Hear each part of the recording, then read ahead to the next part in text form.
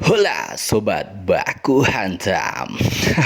Sorry, itu channel sebelah ya. Jadi saya keseringan nonton channel yang itu, yang menarik banget lah.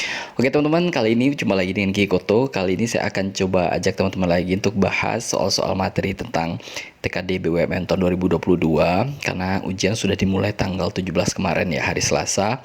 Jadi teman-teman masih punya waktu buat teman-teman yang mau mengikuti ujian mulai dari hari Rabu ini sampai tanggal 27 Mei 2022 ini ya. Jadi ada sekitar 10 harian waktu teman-teman untuk mempersiapkan diri. Jadi teman-teman yang berada di hari-hari terakhir akan sangat diuntungkan karena pasti berseliweran banget itu apa yang namanya FR atau bocoran lah istilahnya, meskipun nggak ada jaminan bahwa soal di setiap hari itu akan sama. Tapi mungkin model-modelnya hampir mirip lah. Tapi di sini saya akan coba bahas materi-materinya. Mudah-mudahan bisa bantu teman-teman untuk mengerjakan soal-soal, dan saya akan memberikan soal yang mendekati kemiripan dengan apa yang akan diujikan dengan cara-cara mengerjakan yang sangat-sangat simpel dan mudah untuk dipahami oleh teman-teman.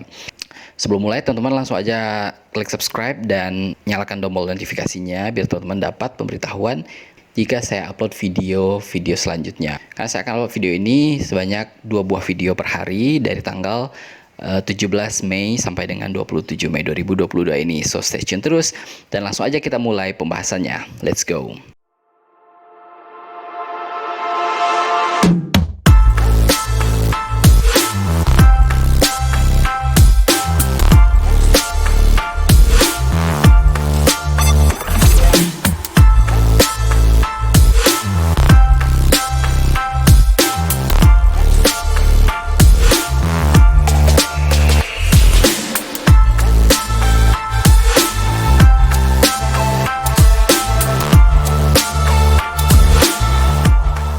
Ini sebenarnya soal yang lumayan gampang, tapi banyak juga yang kayak kaget dan mungkin karena panik kali ya, jadi kayak jadi bingung sendiri. Padahal ini soal yang gampang banget.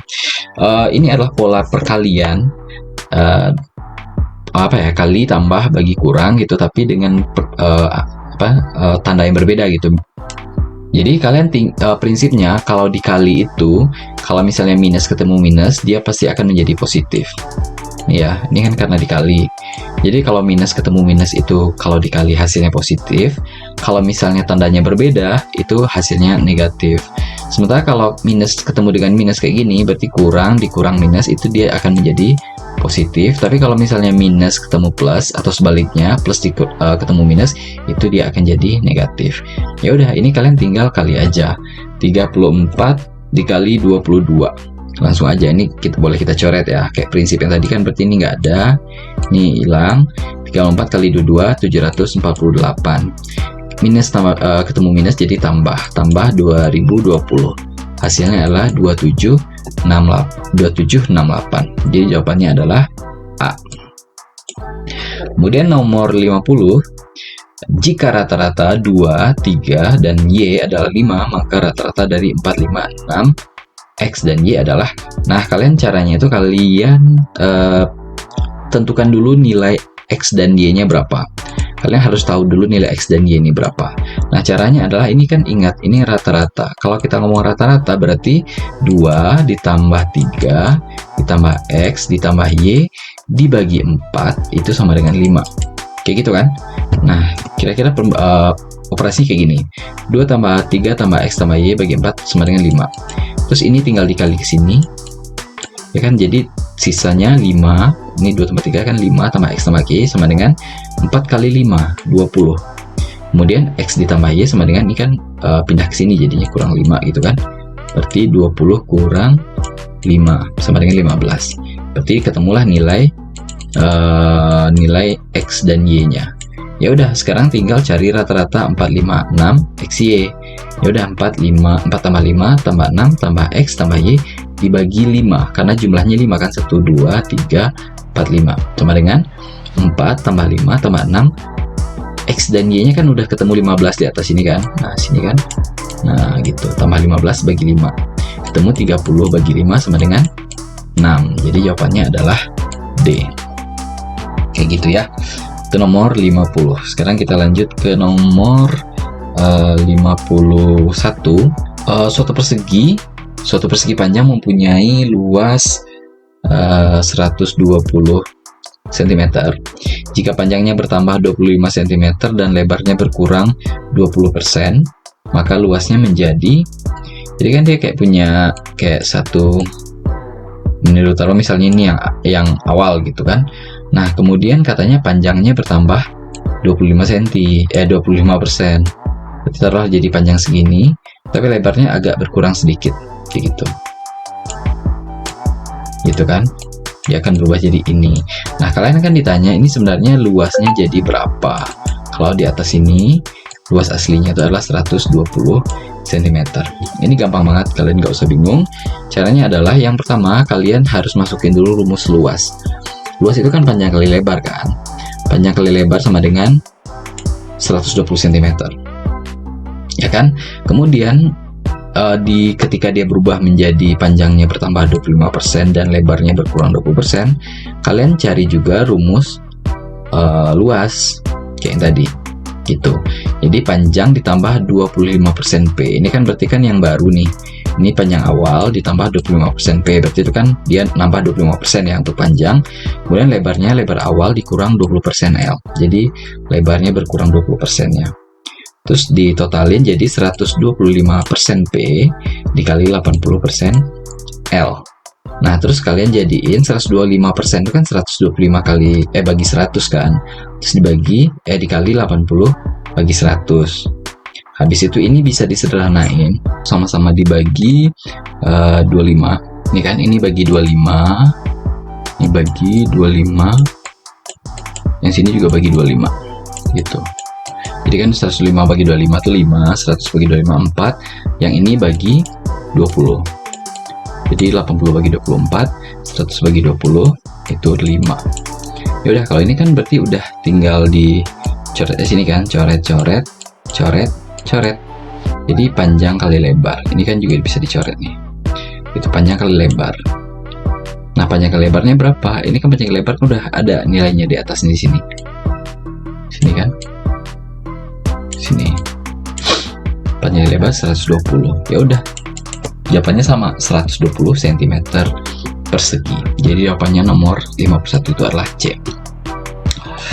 Next, nomor 52, sebuah kantor memiliki 8 bagian, masing-masing 10 sampai 16 seksi. Setiap seksi sedikitnya ada 40 pegawai, tetapi tidak lebih dari 60 pegawai. Jika 10% pegawai pada setiap seksi adalah juru tulis, maka berapakah jumlah minimum juru tulis di setiap bagian? Jadi kan gini, kantor tuh ada punya 8 bagian. Taruh misalnya gini ya. Tuh 2, 3, 4, 5, 6, 7, 8 gitu ya. Ini kan ada nomor 1, 2, 3 dan seterusnya gitu kan, nomor sampai nomor 8. Nah, terus katanya di masing-masing bagian ini terdapat 10 sampai 16 seksi. Nah, ini gitu juga. 10 sampai 16. Ya kan, nomor 1, 2 sampai 10 atau ada yang 1 sampai 16 kayak gitu kan. Nah, kemudian katanya setiap seksi itu sedikitnya jumlah pegawainya 40 pegawai. Tapi jumlahnya nggak mungkin lebih dari 60 di setiap ini. Setiap sini. Jadi di sini jaraknya 40 sampai 60 pegawai, sini juga 40 sampai 60 pegawai kayak gitu kan. Terus 10%-nya itu adalah juru tulis. Sekarang ditanya jumlah minimum juru tulis berapa sih?